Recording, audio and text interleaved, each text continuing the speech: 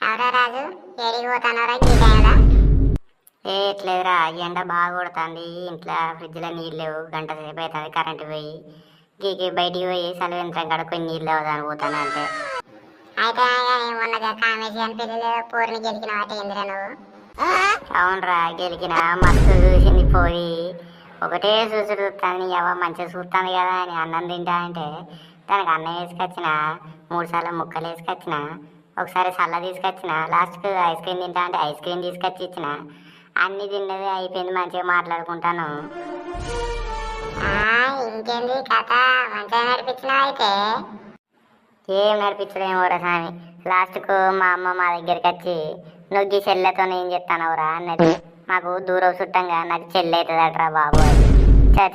చా ఓరి నీ ఎంకమ్మ అవునారా? నీ కష్టం మన మ్యాథ్స్ సార్ కూడా రావద్దురా బాబు.